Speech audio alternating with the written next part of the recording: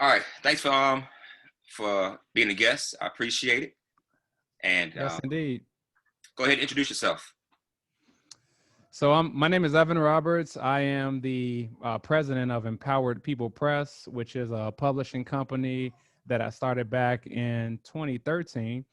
And our mission is basically to produce books that empower Black children. We started out working or creating books for teens and young adults. And since that time, we have also added books for toddler to kindergarten, as well as um, second to third graders. So our mission is basically to make sure that Black children are represented in children's books and to provide resources for parents, educators, and anybody who really works with our young people to have resources that they can use that are culturally relevant and that can empower them to help their children achieve at a higher level academically. All right. Sounds great. All right. Let's go ahead and get started. Having been an author, has being an author been a lifelong goal of yours, or did you stumble upon writing your first book? Yeah, definitely was a stumble upon. It wasn't an immediate goal, man. I'll tell you. So my background is that I'm an educator. I started out teaching on the west side of Chicago, Oh, and okay. Wow. All right. yeah, and in those early days, it really was just about journaling about my experiences in the classroom because I taught in a tough area, and I had children who, however smart they were dealing with some really just awful things.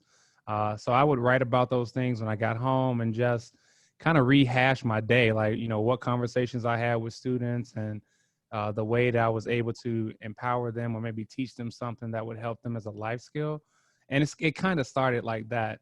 And then eventually that became and basically this motivation to want to write a book, a teen self-help book, to provide a way for young people to figure out their circumstances, man, and to succeed despite the odds, which I think a lot of especially our Black youth, man, are facing each and every day. Is they're succeeding despite the odds, despite the cards that have been dealt to them. Perfect. And I know, like, we all have that moment where the vision first comes in our head, and then there's the day we actually do it. Yeah. People, it could be never. Some people, it could be the next day. Who knows? So tell me about the day that you actually wrote or started writing your first book. So my first book, How to Become Influential and Highly Successful, it actually took me 3 years to complete the book. Okay. And so it wasn't like just a day of inspiration. It was more so of an ongoing process. But I can say that one of the things that really served as a catalyst for me to do it was not only those experiences in the classroom, but in 2013, I went to go and see Tony Robbins live at Unleash the Power Within. Oh wow. And I was just man, I was blown away by the content, the energy, the passion. And it when I got back from that, it was like all systems go. I really took all of the things that I learned from that conference and just say, you know what, I'm gonna write a book. I'm gonna pour all my energy into being an author, and I'm gonna let this take me wherever it goes. And so that was like the moment that really kicked everything off. And that's amazing because I saw Tony back in, let's see, 2018. Uh-huh. And it was a lifelong dream of mine to see him speak. I'm a big proponent of lifelong learning. And he Hmm. was on my bucket list because that's Jordan when it comes Yeah. to speaking. Yes. And he was like one of those free events where, you get like 5 or 6 different people, they try to sell their products. But Tony Hmm. was the keynote speaker. And he spoke for about 4 hours. And the Hmm. thing about it was he was sick, like extremely sick, he said. But Mm. it was his flu game, basically. Hmm. But he Hmm. still brought out that energy. So I can Uh-huh. definitely understand the power that Tony can bring. Yes.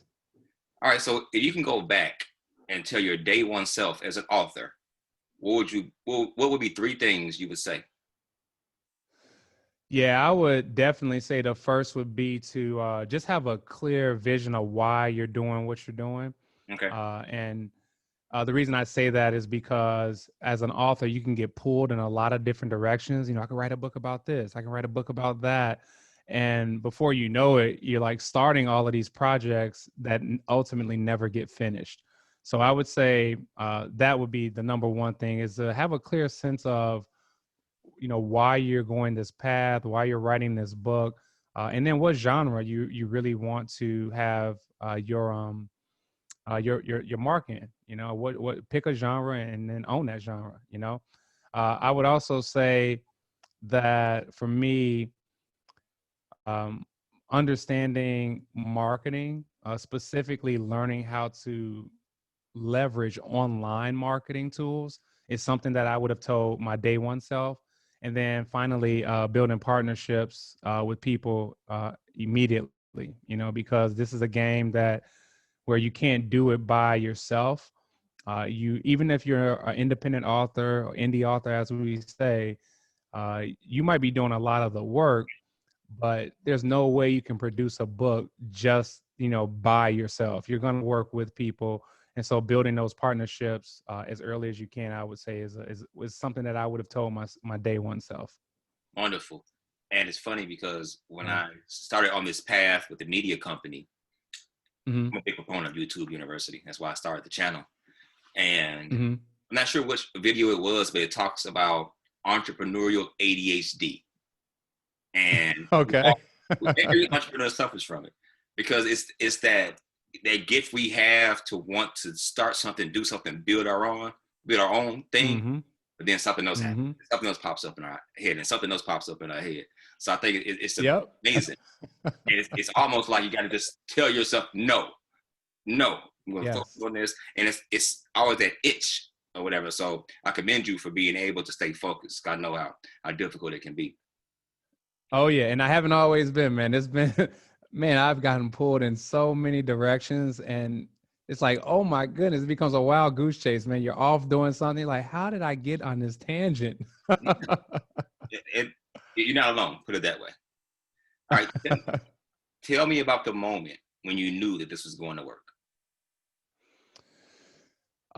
Man, so when I released the first book in 2013, we we did some things that were really unique. I so back then GoFundMe wasn't really a household name the way it is today. Okay. So in the process of producing the book, I decided to start a GoFundMe just as a way to raise money initially. And then what happened was I realized that I could use my social media channels, or basically link my social media channels to my GoFundMe page.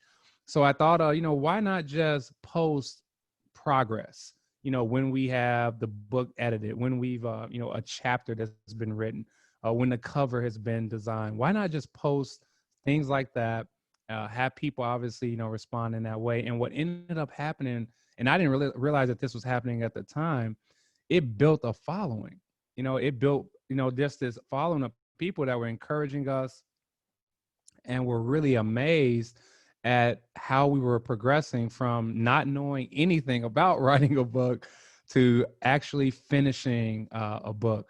So I would say that, I have always approached things with a mindset that not only is it going to work, but it already has happened. And I think if you read any self-help book, or any of the works that exist right now, they all talk about having this belief that what you're doing is going to work, even though it hasn't manifested itself in real life. So I started out with that level of belief. Now, the tangible results, I would say, getting invited to schools, being on TV, and where they, were able to showcase our series, all of the letters that we get from children and educators talking about how great our books are, how they've been able to use them. I would say that all of those things, man, have served as validation to say that this thing is really working. And we get positive reviews.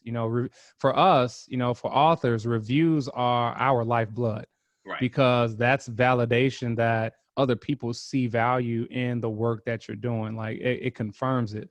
So when we get those reviews, when I get those letters, man, I'm just like, I'm like ear to ear, man, because it's so amazing. And I think that, again, it's something that shows you that people really, really, really appreciate what you're doing. Great points. And it's funny because I've had my hands in different businesses, real estate, trucking, and a few others. Hmm. And the feeling of when you tell a story or experience that you've been through, and it Yeah. helps somebody else, it it can't be quantified in my. Right. Right. And back to your earlier point, Russell Brunson, the author or the founder of ClickFunnels, he Mm-hmm. talks about a lot of people think they need to have everything done before they start promoting and start then telling the world about what they do. And he says people appreciate the journey. Because you Mm-hmm. notice a lot of the gurus that you might watch, you like it when they tell you about their moments of struggle, their moments of failure, because then you can, Mm-hmm. they're not just Mm-hmm. some oracle up high that has all the answers. So that's Right. a good point. Right. You know? Tell us about when it didn't work. Exactly.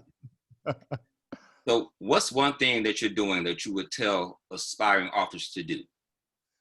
Oh man, that's easy. I would say from day one, and this is something that I wasn't doing from day one, but I would say building an email list. Building an email list is by far, I would say, the most important thing that you can do as an author, because on this journey, you're going to have a lot of people who come reach out to you, who want to know all about what you're doing and support you. And there's nothing better than I would just say being able to provide value to the people who have raised their hands and said that they are interested in what you have to offer. And how can you do that if you don't have a way to contact them on a regular basis? So for me, I would say that that would be the biggest thing. I wish I would have started from day one doing it. I was collecting email addresses when I released my very first book, but I didn't really have like this whole idea about, hey, I'm going to put them into a database. I'm going to continuously connect with them. I was collecting emails, and it was more so, let me send you a thank you for coming out to my event, or something to that effect. But it wasn't really an idea about long term staying connected with them, offering value, and so forth and so on. So I think that would be the biggest thing for would-be authors to do. I think it would be an amazing first step, and you can do it free. There's all kind of systems that exist out there.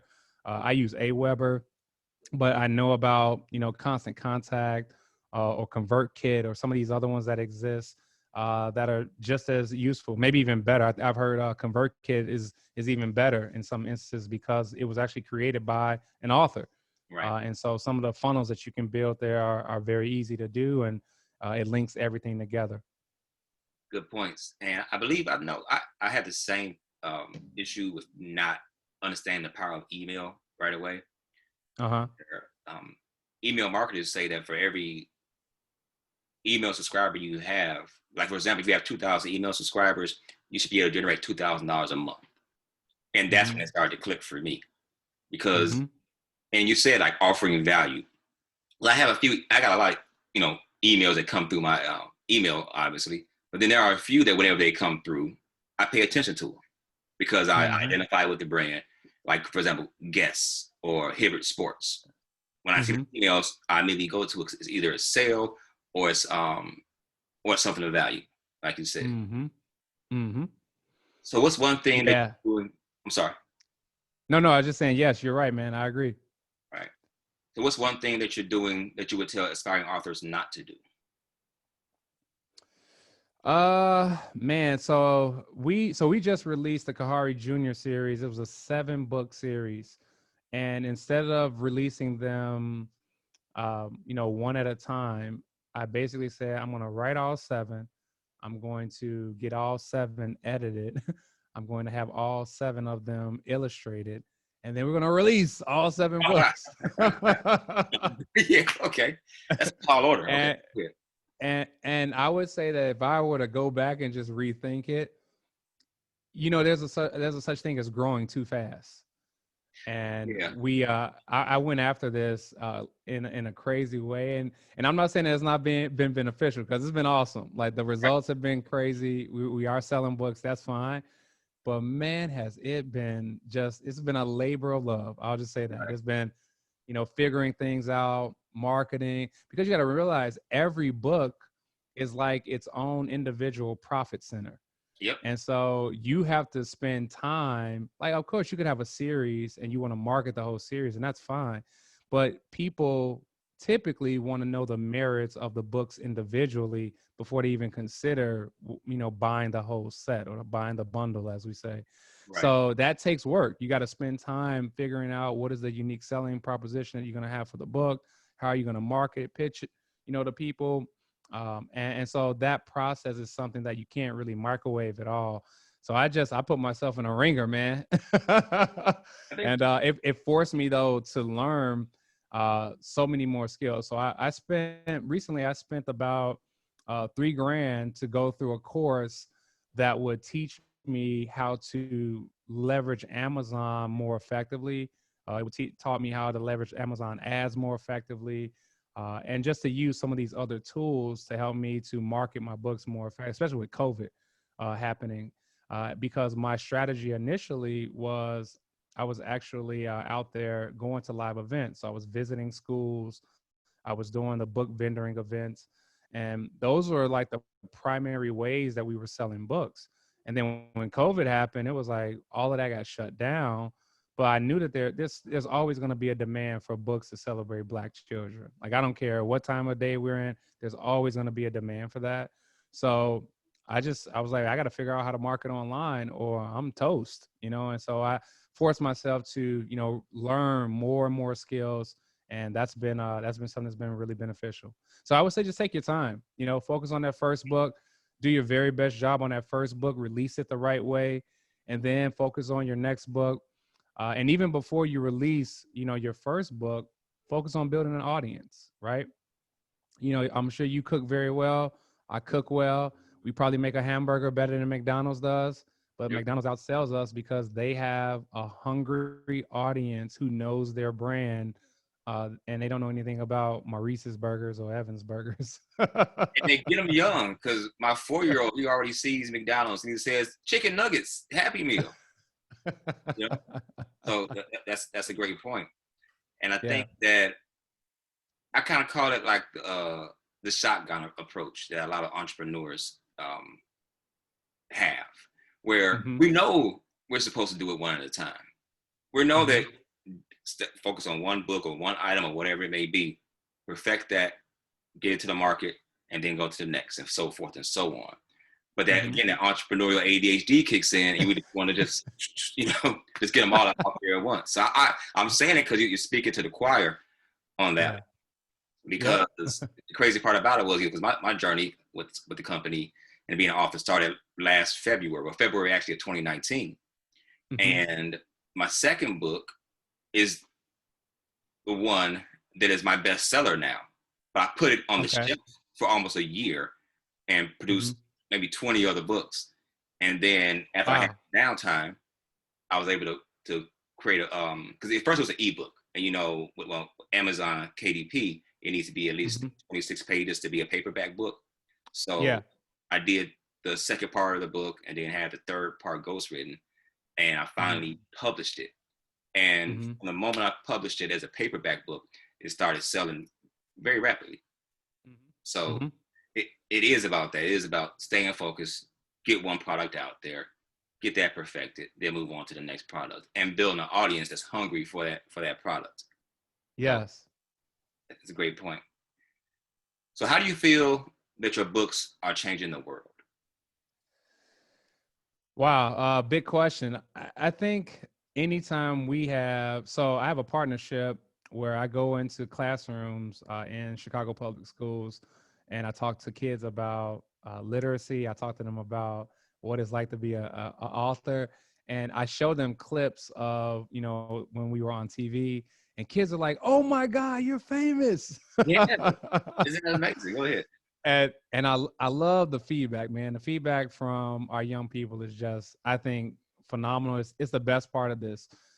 So in terms of changing the world, I look at it this way. Not only my goal is not just to sell books. Like that's a simple thing. Once you figure out, how to write a book and how to get your ISBNs and all that stuff, the process is actually not hard to learn. But having an impact, right? Having an impact on people.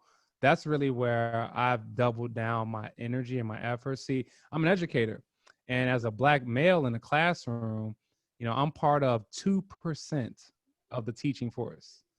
What that means is I can take what I understand about working with our young people and incorporate those lessons into my books. And what happens is it adds value. So when I go and talk to a principal or a superintendent or even a teacher or a librarian, I can talk about the fact that, like, my wife is a literacy coordinator.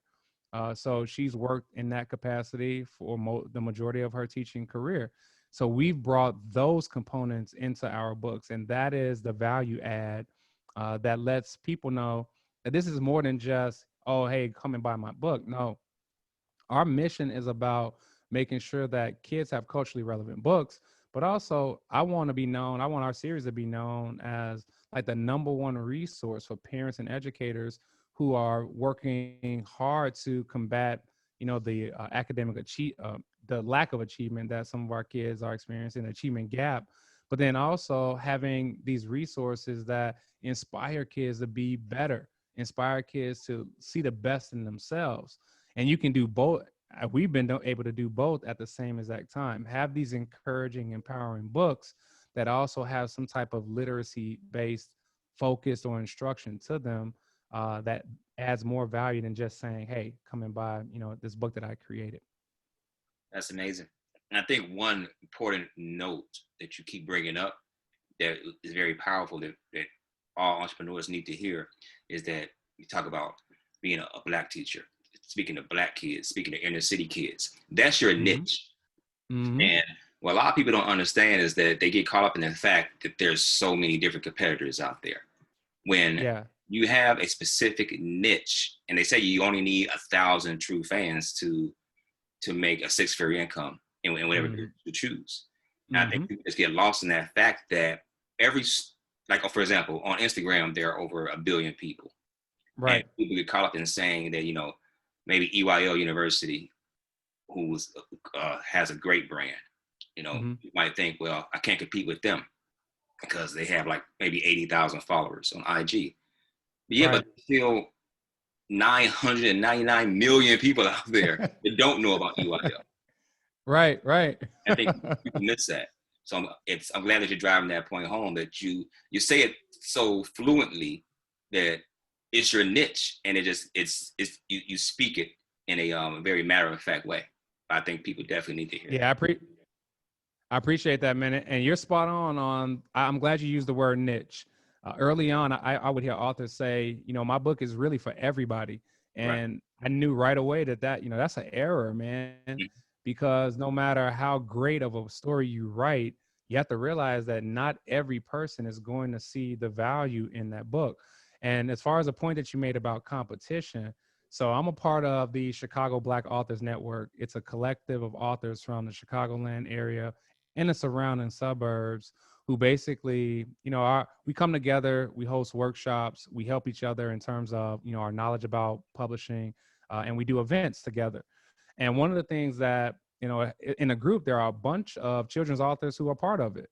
But I have never looked at the people in that group as, my competition. I don't even look at people like Derek Barnes or Kwame Alexander or a couple other ones. I don't look at them as competition, because no matter how many, people may be in your genre, nobody has your essence. Nobody has your creativity.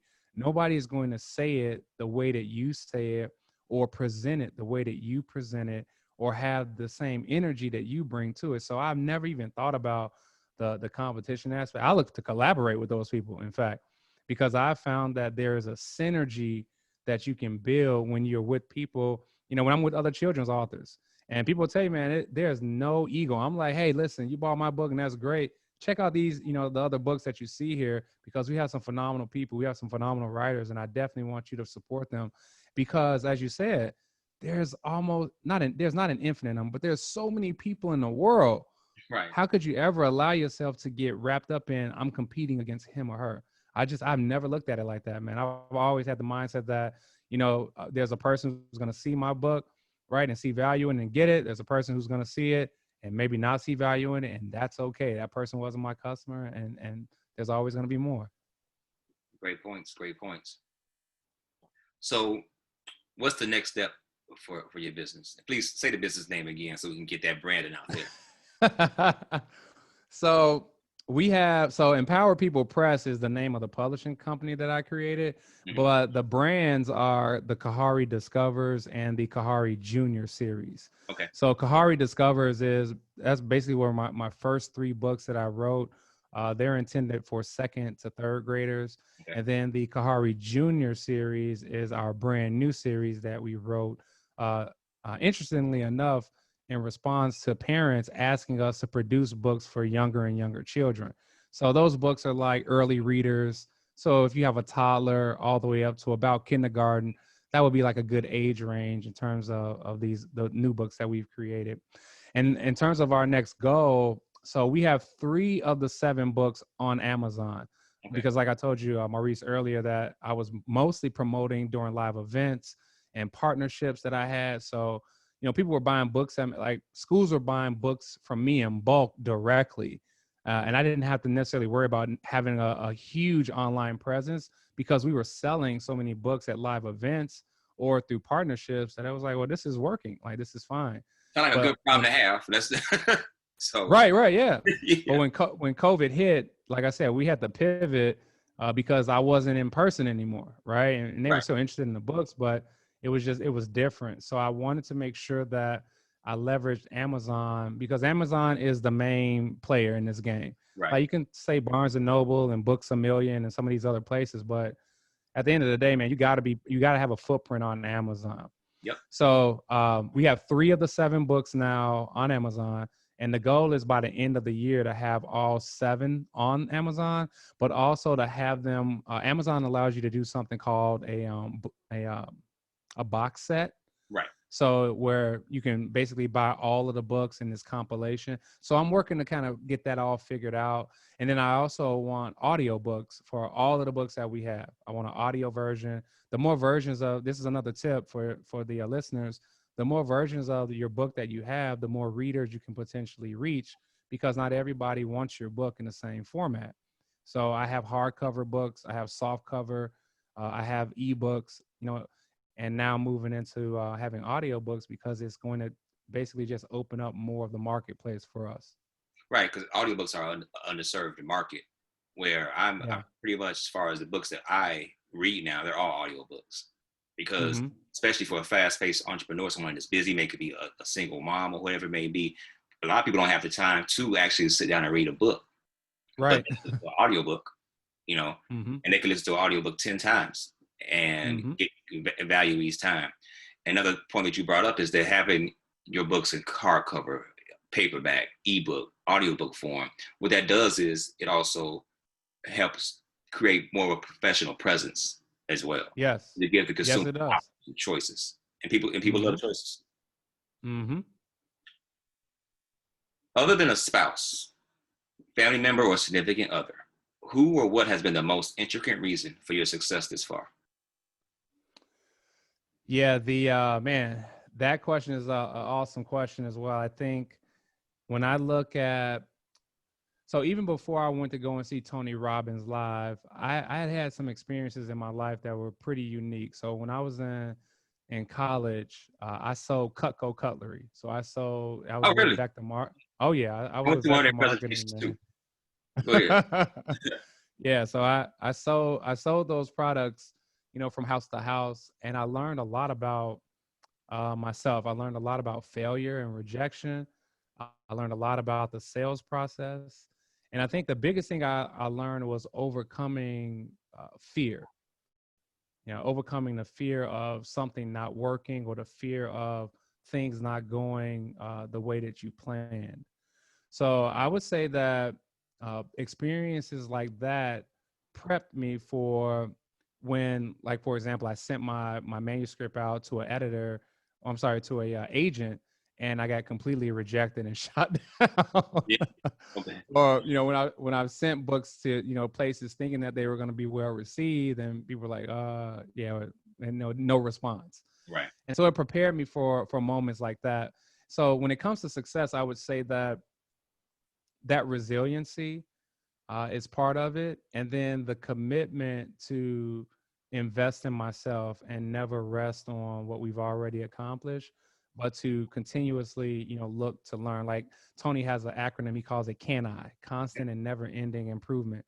And I really live by that, man. I think that, you can learn, and I've learned things from beginning authors just as well as from seasoned authors, because sometimes along the journey, you know so much that you forget the basics of what got you to where you are today.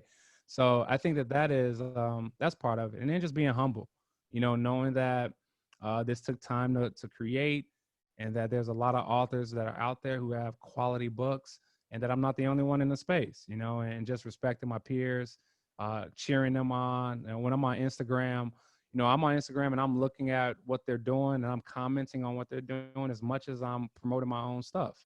And I think that as an author, you got to do that. Like, I buy books, I'm a reader, and I read because I want to support other authors, but also because I want to get better. And I think if you have that kind of reciprocity in your mindset, it just pays dividends. I think it's helped me out big time. Great. I know you said a bunch of great stuff in that in that response. Two that I wanted to touch on in particular was when you worked with Cutco. I believe that everyone should do sales at least once in their life. Because like I said, it gets that fear of rejection, that it helps you understand that it's all a numbers game. And that as long as you stay persistent, stay consistent, that things are going to work out over time. I remember one day I was going into a place of business, and there was a young gentleman. He was sitting at a table. I think he was selling insurance. I don't know what he was selling. I didn't know what he was selling because he didn't say anything. Where people would walk by and just keep walking. He would speak to them, but he wouldn't try and sell his product. He wouldn't try and promote his product. And I think it was an internal fear there, more than likely. We've all been there.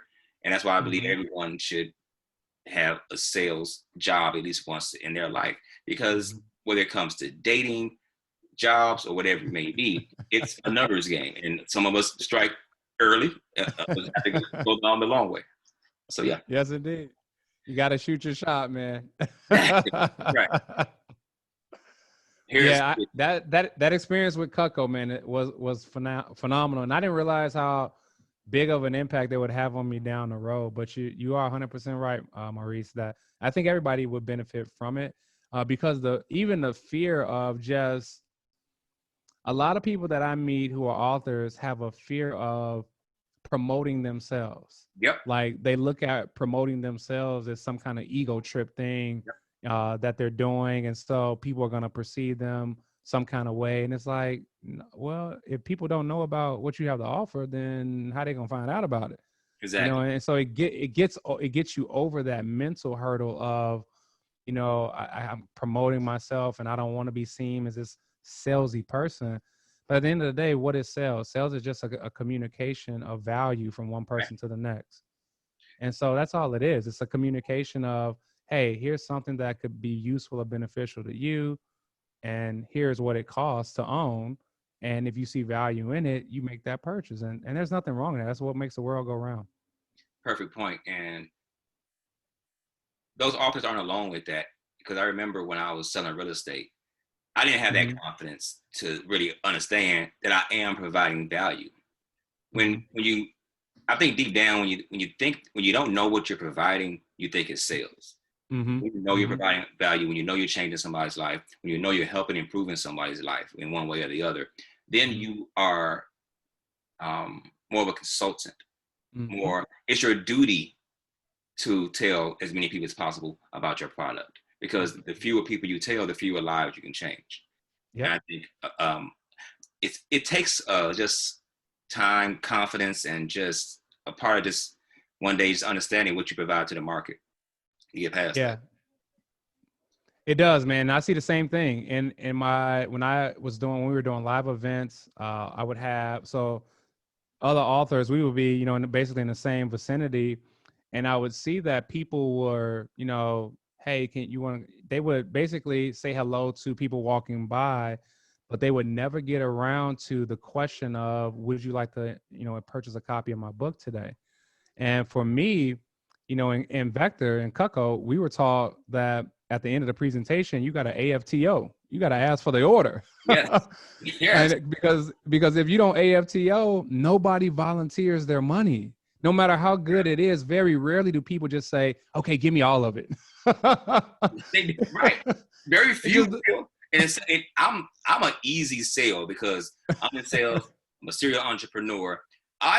Most of the time when I buy something, this is just because I like the fact that the person has the guts to do what they're doing.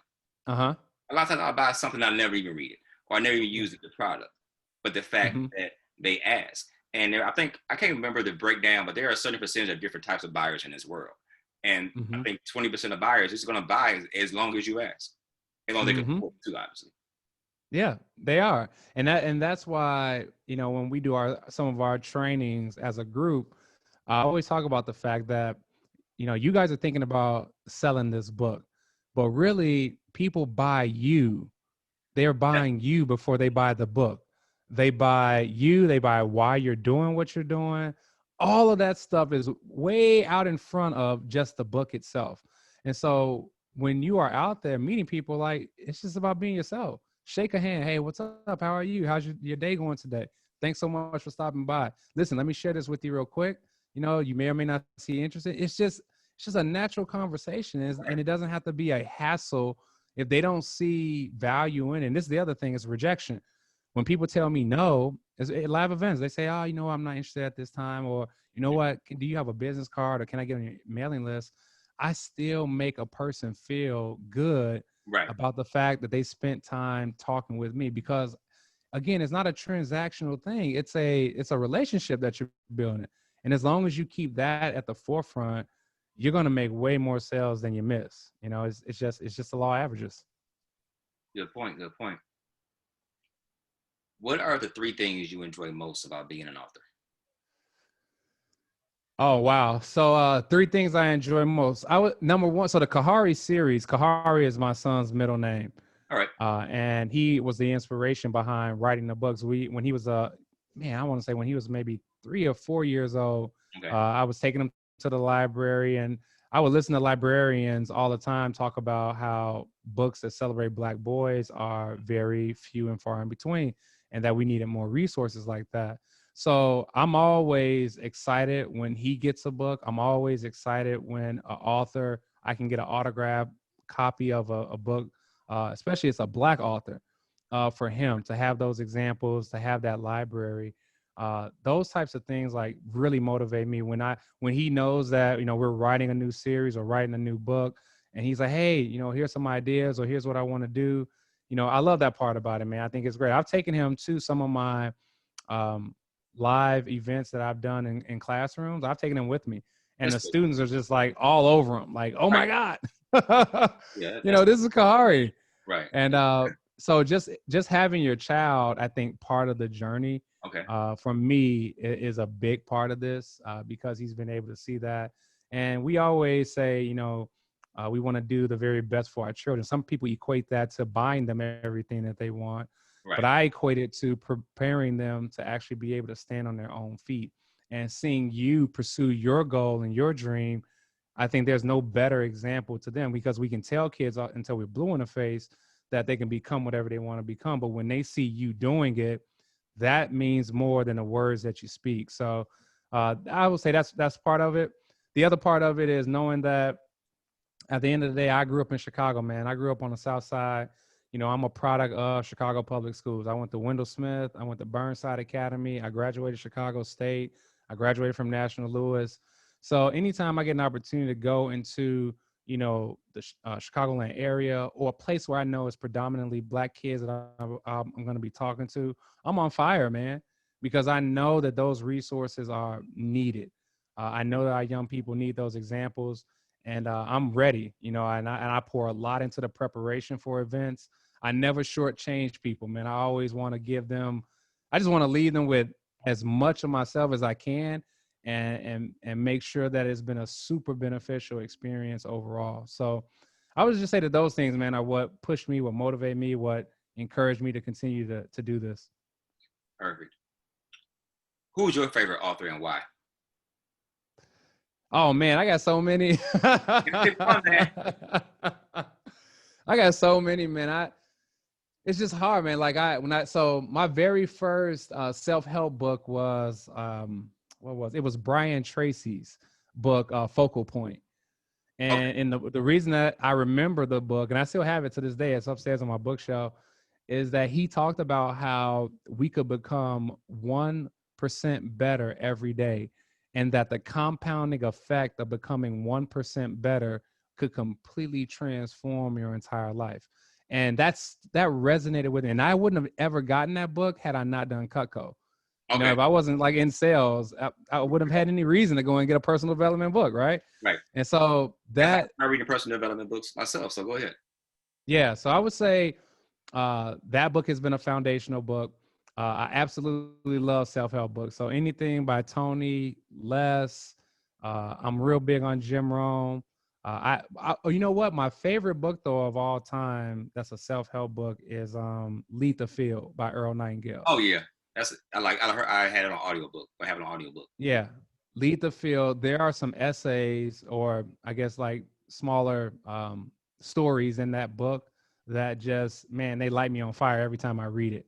And then from the children's space, I would say that I love Kadir Nelson. I think Kadir Nelson's he's known as an illustrator, but he also has books that he's written, and his artwork is second to none. I mean, this man, he's so talented, is phenomenal. And I always am intrigued by the people who are getting great results. So Derek Barnes, Kwame Alexander, I consider these guys my mentors. I watch what they do. I read their books. I purchase their books. You know, I have them for my son, and I just make sure that I'm surrounding myself. Tony said something too I think is important for the listeners, and that's, you got to always make sure that you're surrounding yourself with people who are playing the game at a higher level than you're playing. Right. Right. You got to, and the reason that you do that is because they stretch you to grow. They push you to expand what you know and what you're able to do. So I'm always doing that as an author, in the investments that I make, all of the things. I'm always trying to learn from people who are way ahead of where I'm at, because there's something that you can learn from that will help to push you to the next level. Great point, because T.D. Jakes says, if you're the smartest one in the group, then you need a new group. And yeah. And Brian Tracy, he's got a lot of my money. I was in real estate around 04, starting 04. So around 05 to 07, he got a lot of my money, I'll tell you that. Audio books to videos, yeah, a lot. You know, and one of my favorite books by him is The Psychology of Achievement. And it talks about the core fundamental of where a lot of our fears and a lot of our doubt comes from. And how, what people don't realize is that we're only born with two fears: the fear of falling and the fear of loud noises. Every other fear is man-made. We learned it. Right. And how to master your time, he really breaks down how to manage your time and do things effectively. Yeah. Wow. And as an author, man, that is it right there. Yes. Managing your time. Oh my God. We can have a whole nother interview about that. Exactly. All right. What role has luck played in your professional or personal life? You know what? I mean, you know the old saying, Maurice, luck is when, opportunity meets preparation. Yep. And I would say that I've always been a person that would put in the work to prepare, even going back to high school. And I love wrestling, man. I was a wrestler. Okay. And before my senior year, I was working at Fuddruckers, and my lung collapsed while I was on the job. Oh, wow. And I had to be rushed. Yeah, I had to be rushed to the hospital and emergency surgery. And they, reinflated the lung, all of that. It was like the most excruciating pain that I'd ever experienced in my life. The doctors came in and told me that, it was, in terms of sports, it was a wrap because of the time that it was going to take for me to recover. There was no way I was going to be able to do wrestling or anything else, in that next year. This happened like midway in the summer. And I just didn't accept it, man. I said to myself, privately, I didn't say to them, but just to myself, that I didn't believe what they were saying and that I was going to heal and that I would come back out.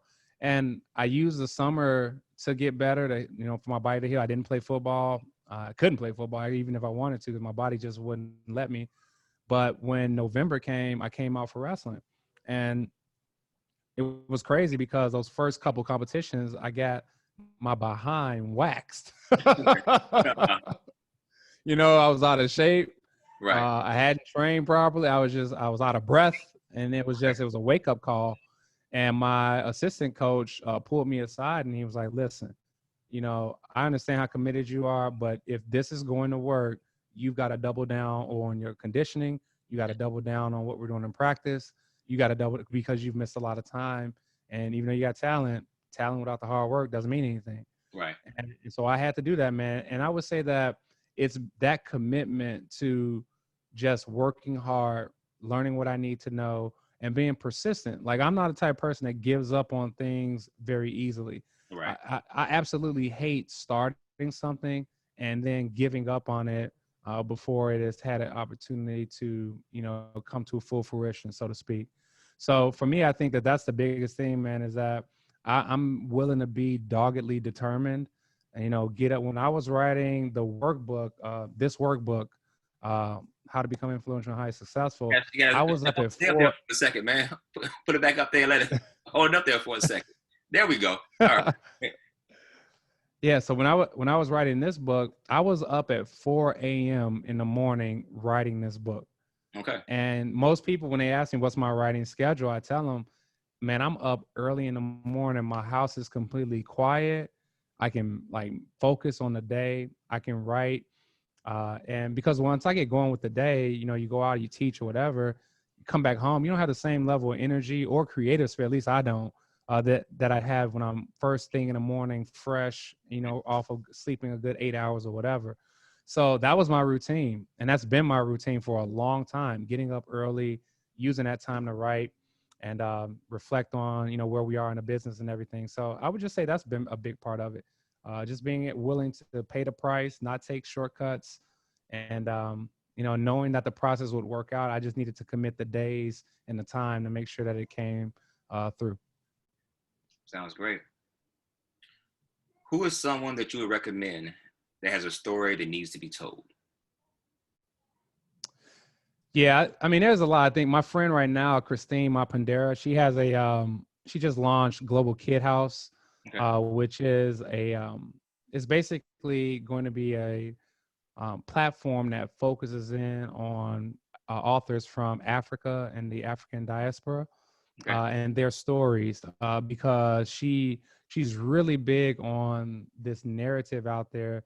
When people talk about Africa, it's almost like a monolithic Africa that they think about, Right. and not realizing that, you know, Africa is made up of so many different countries, so many different people, languages, and one part of it is distinctly different from the next.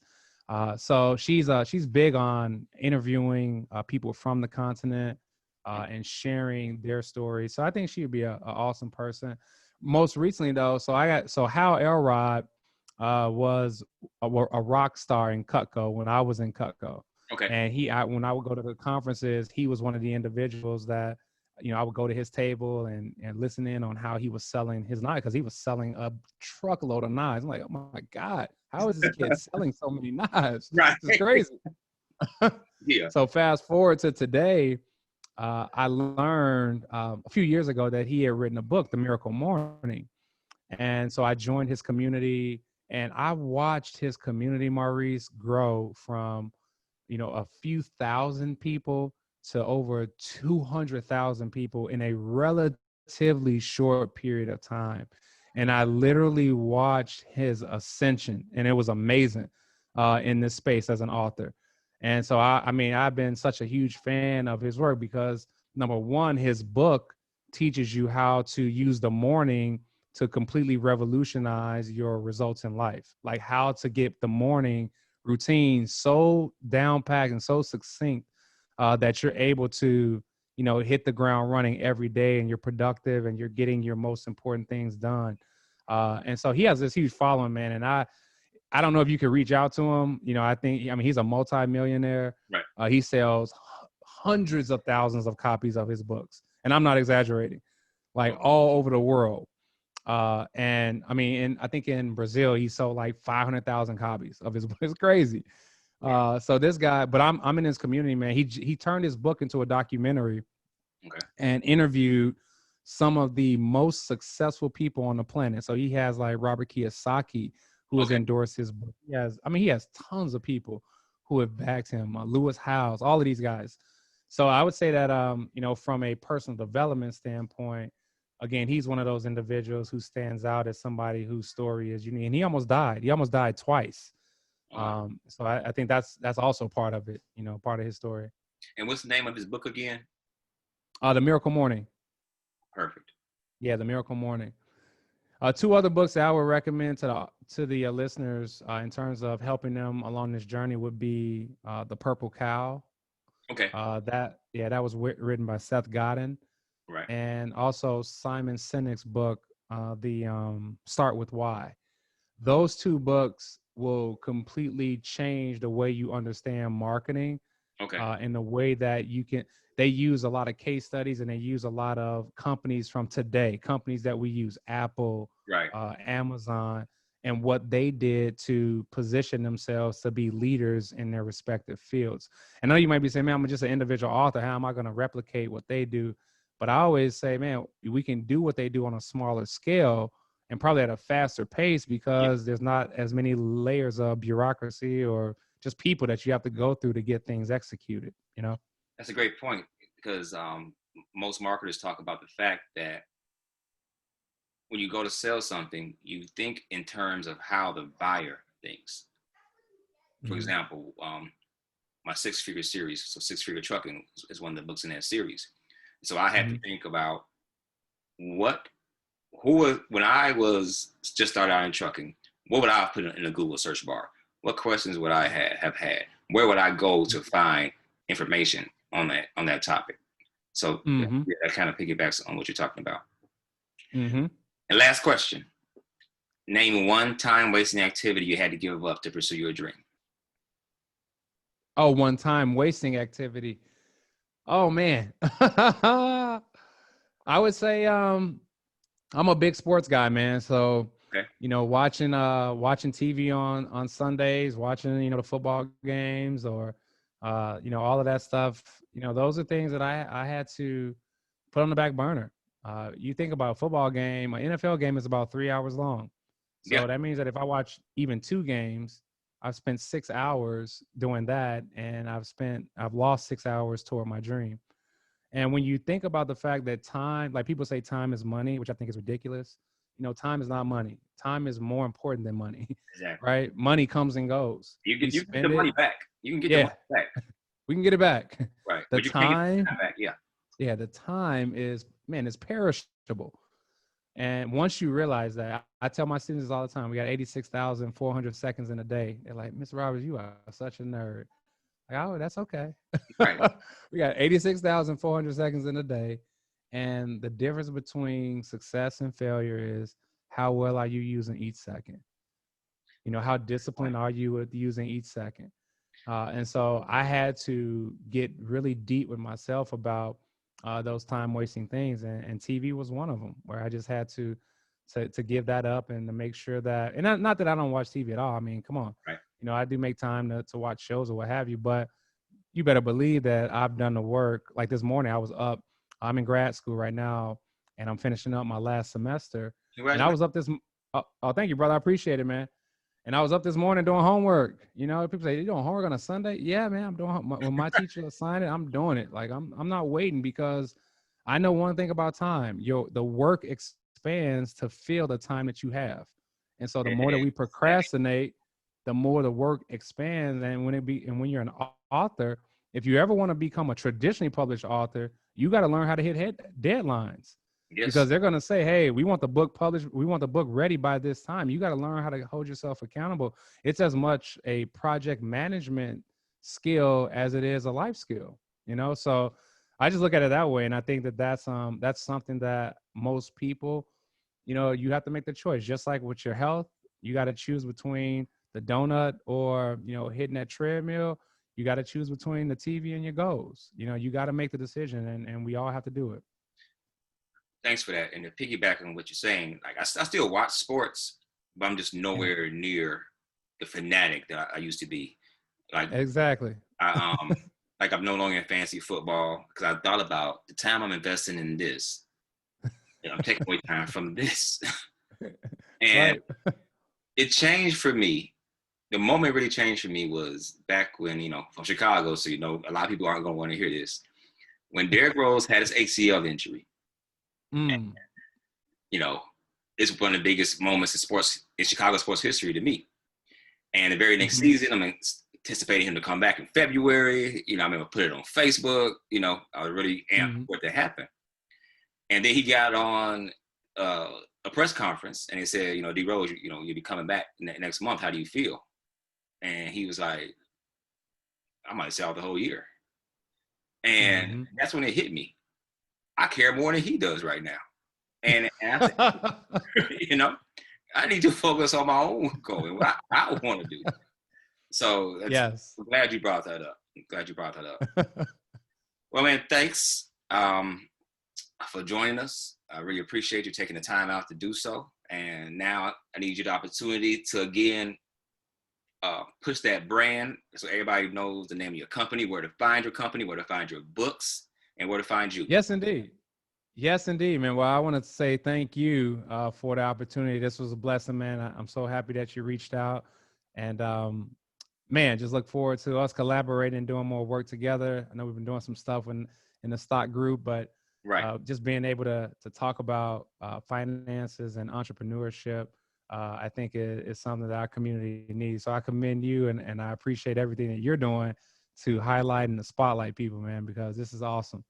No And then problem. as far as the brand and everything, ejrbooks.com is our website. So EJR Books. My name is Evan Jamal Roberts. So There we go. ejrbooks.com. But people can also find us on Amazon, and we're on Instagram as well. I try to use, those social media channels to make sure people are aware of what we're doing.